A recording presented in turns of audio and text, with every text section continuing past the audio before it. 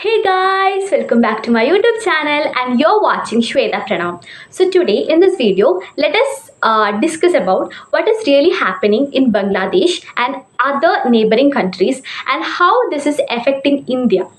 So first, let us talk about Bangladesh and how it is affecting India. So first of all, you have read in newspaper that Miss Hasina, Prime Minister of Bangladesh, have resigned. So with a dramatic escape from Dhaka, the capital of Bangladesh, just moments after the mob arose and vandalism. So, in 2009, she was really admired for her crackle down of terrorist campaigns in 2009 in Bangladesh and handing over the terrorists to the Indian police. So she's really admired for her work in that, and but she used the same tactics for her opponents also. This all started in the previous decade, and the student protest, which started in July for the quota, became the final straw for the anger building for her anger building, and it became the final straw. And even after winning for the fourth term as the prime minister, she was really criticized for the allegations of voting risks and suppressing the media and sending leaders and various journalists to the jails. So there were many economic crises and political crises in Bangladesh, and this all and the student protest, which started in July, became the final straw of anger for the vandalism, for the mob arrows, etc. So after flying from Dhaka, she landed in New Delhi and she was looking for an asylum in UAE or Saudi Arabia. So the former Bangladesh Prime Minister had formally requested for permission to travel to UK shortly after arriving Delhi and seeking for an asylum in Saudi Arabia or in UK. The violence has erupted in 34 districts of Bangladesh, says BJP MP from Bengal. So this time it all started as a students' movement but has now become an anti-India campaign, stating that incidents of violence were taking place in 34 districts of Bangladesh, including Noakhali. Mr. Sarkar said he had received several calls desperately seeking help. As violence continued in Bangladesh, border security force officials said no mass movement of people from across the border has been reported yet. India and Bangladesh share 4,096 kilometer border along the state of West Bengal, Assam, Meghalaya, Mizoram, and Tripura. A high alert has been sounded along the Bangladesh border, and the BSF has received strict instruction from the government not to allow anyone in the country without the valid documents. So, how it is affecting India? The trade. Trade with Bangladesh remains suspended, and BSF on high alert on the border. Turmoil further delays Agartala Akaura line connectivity project. The turmoil in Bangladesh has left inter-country rail connectivity along the crucial Agartala Akaura link, which connect Tripura to Kolkata, cutting across the heart of Bangladesh in the lunch.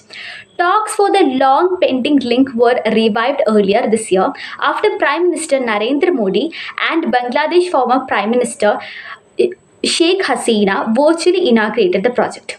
Indian Railway officials said that 12.24 kilometer dual gauge line work on 5.46 kilometer from Agartala, which lead to Bangladesh border.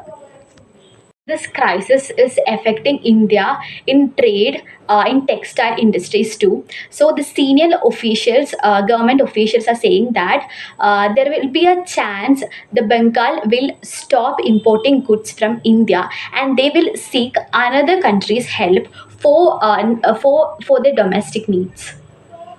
Let us discuss what is happening in Sri Lanka.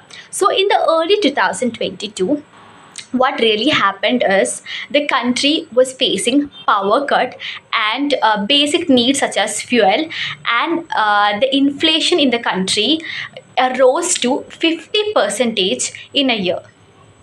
The International Monetary Fund is lending Sri Lanka $3 billion to help it deal with its worst economic crisis in its history as an independent nation.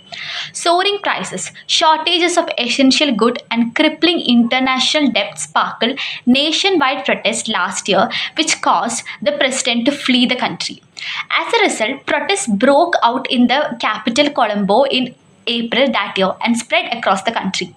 The country ran short of fuel for essential services such as buses, train, medical vehicle because it does not have enough reserve of foreign currency to import anymore. The fuel shortage caused petrol and diesel price to rise dramatically. So in June last year, the government banned the sale of petrol and diesel for non-essential vehicles for 2 weeks. Sales of fuel remained severely restricted. Schools has closed and people were asked to work from home to help conserve supplies. So what happened when a country ran out of money? Sri Lanka was being unable to buy goods it needs from abroad, and it failed to make an interest payment on its foreign debt for the first time in its history. So this damaged its reputation with lenders and making it even harder to borrow money on the international market.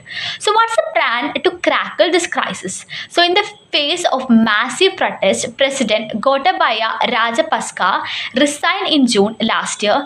Prime Minister Ranil became acting president and declared a nationwide state of emergency across the state.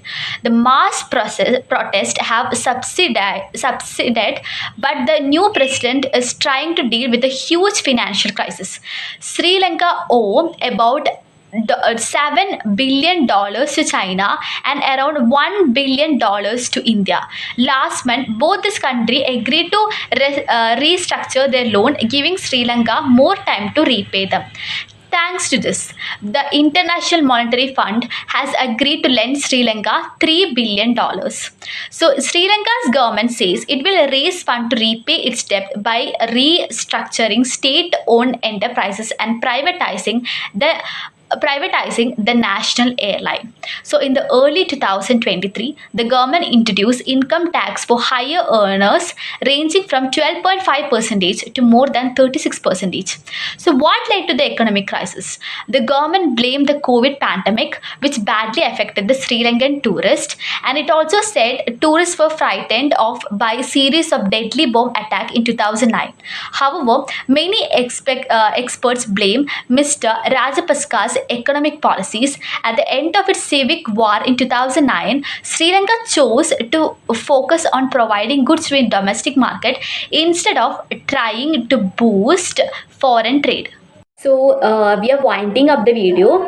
I really hope these informations were really helpful, especially for your competitive exam, example UPSC Civil Service Examination, and international relation and the neighboring countries' crisis are really important for the UPSC mains. So I really hope you enjoyed watching the video. So I will be back with the next video regarding the UPSC topics and other international affairs. So thank you so much for watching, and we'll be back for the next video. So bye.